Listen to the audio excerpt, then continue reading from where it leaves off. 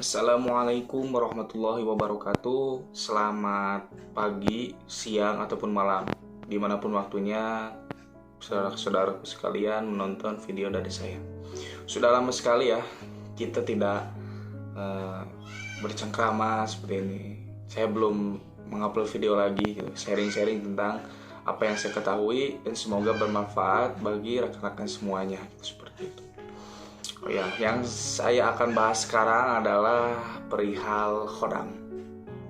Banyak orang-orang yang tertarik terhadap dunia spiritual. Mereka menginginkan khodam, apalagi dengan khodam-khodam yang dimana bisa dikatakan kuat gitu. Seperti halnya khodam harimau, khodam singa, khodam naga, dan sebagainya. Tanpa mereka tahu apa resikonya. Yang pertama, yang keduanya apakah selaras atau tidak selaras atau tidak dengan badan, seperti itu. Khodam sendiri berasal dari kata bahasa Arab ya, yang artinya adalah pembantu, yang artinya baik orang maupun jin yang membantu seseorang gitu. Bisa dikatakan khodam.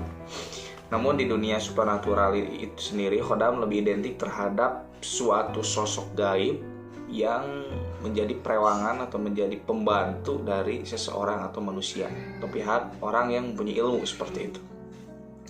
Sebenarnya khodam ini apa gitu? Khodam ini kebanyakan adalah jin gitu. Khodam ini adalah jin gitu.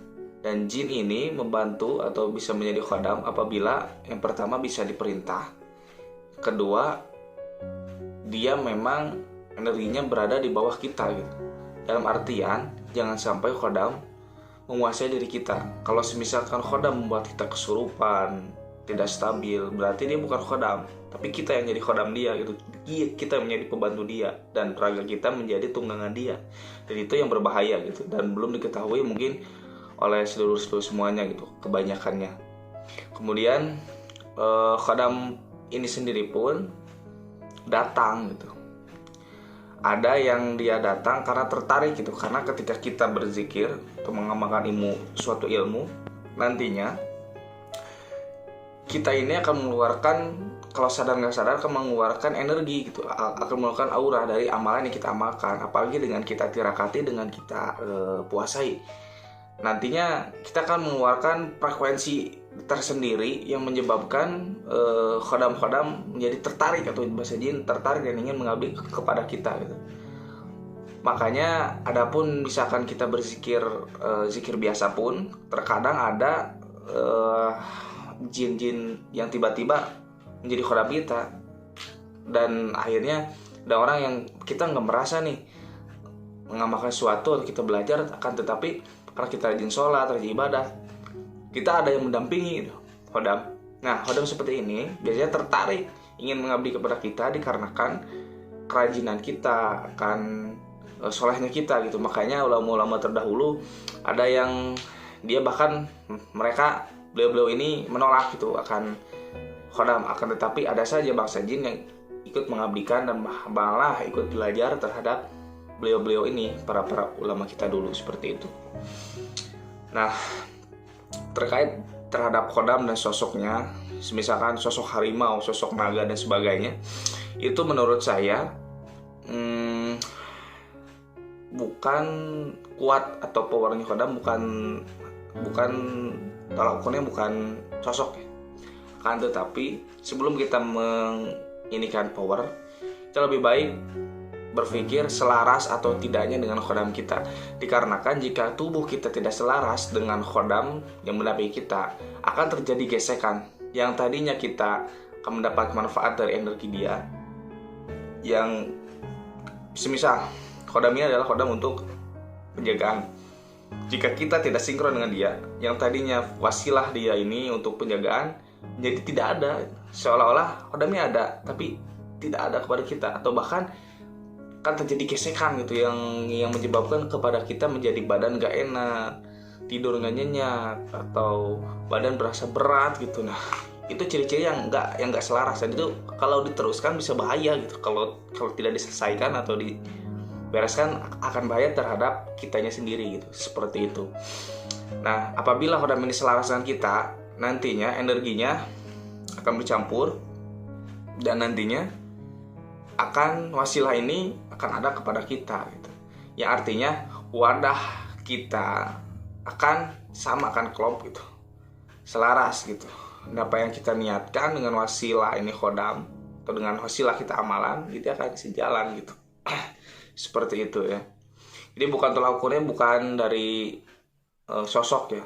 Bisa saja kita punya sosok yang menjaga kita adalah harimau, akan tetapi tidak selaras dengan kita dan akhirnya menyebabkan kita emosi, kita baperan gitu, kita sedikit saja disenggol oleh orang kita marah gitu, atau kita nggak ada hal atau apapun kita jadi ingin marah-marah terus gitu.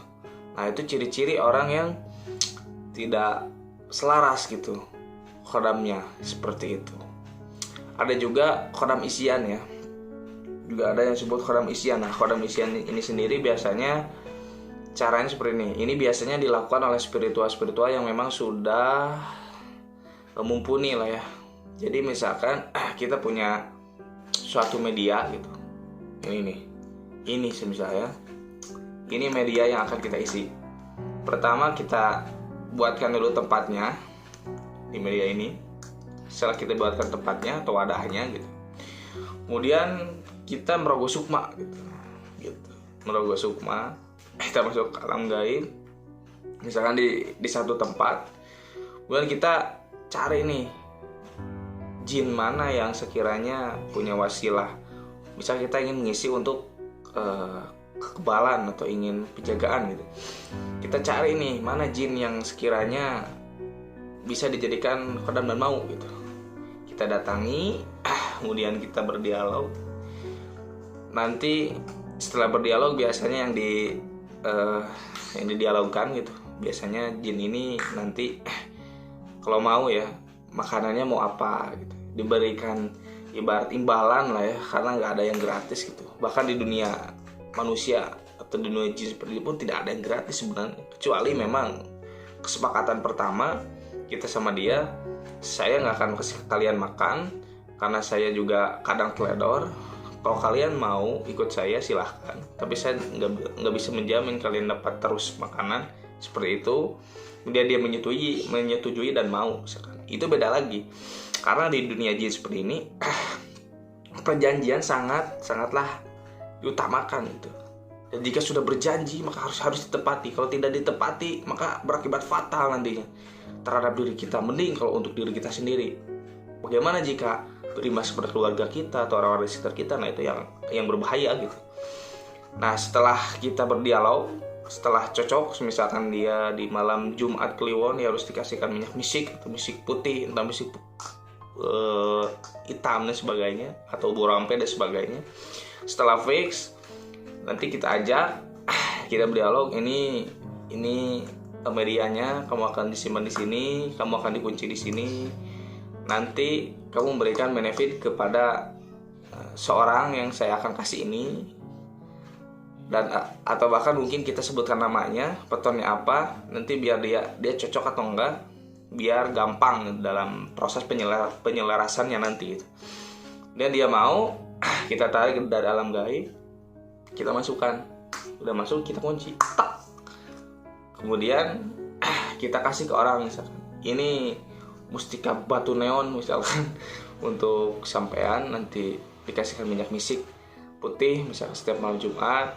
Mungkin ada amalannya gitu, yang sebelum berdialog dia kan nanti kita akan tanya apakah ada amalannya untuk menjaga energi seperti itu. Misalkan ini untuk energinya supaya awet, supaya terjaga gitu, ini dirawat begini seperti ini, bila kita kasihkan seperti itu khodam tarikan seperti itu. Ada juga khodam leluhur. Nah, banyak yang salah kaprah di khodam leluhur ini. Khodam leluhur bukan leluhur yang menjadi khodam kita. Adapun dia semisalkan berubah bentuk seperti kakek kita dan mendatangi kita, itu sebenarnya bukan gitu. Nah, ini tipu dayanya yang berbahaya. Nanti ada pemahaman bahwa orang yang meninggal bisa menjadi khodam. Nah, ini salah. orang meninggal tidak bisa menjadi khodam seseorang. Adapun orang meninggal, ada yang bisa mengunjungi keluarganya, emang ada.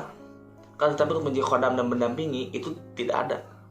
Ya, orang meninggal pun tidak serta merta meninggal seperti itu saja. Ada yang dia di alam barzah, dia nggak bisa keluar, ataupun dia bisa keluar hanya semisalkan siap malam Jumat saja ada. Ada yang dia bebas kemana saja ke alam ini juga bisa. Itu para ulama, para wali Allah, para nabi, itu mereka masih ada, beliau-beliau ini masih ada gitu. Dan ada di sekitar kita mungkin ya, atau di majelis-majelis ilmu, di majelis zikir mungkin beliau-beliau ini ada gitu. Dan mendatangi orang-orang soleh lagi seperti itu. Jadi khodam leluhur bukan leluhur menjadi khodam gitu.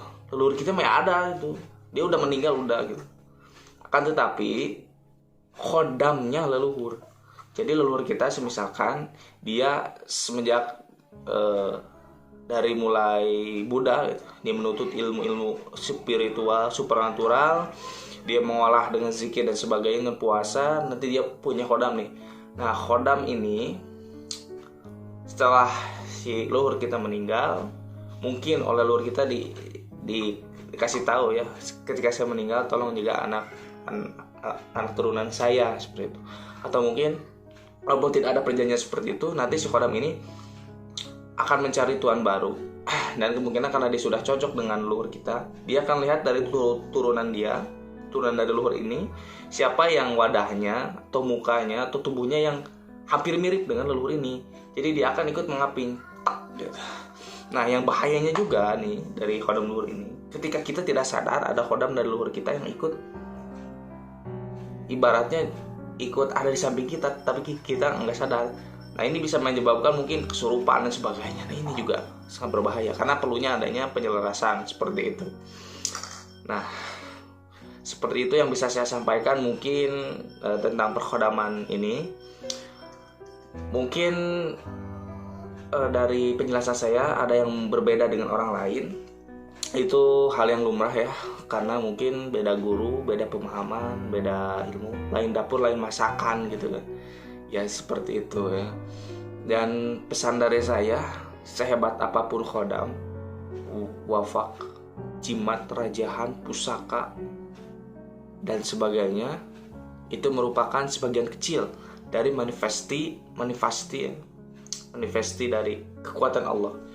Kita ibaratkan ya, kita celupkan jari ini ke air di lautan, kemudian kita cabut kembali, air yang menetes dari ujung telunjuk kita ke lautan itu merupakan ilmu yang ada di seluruh dunia.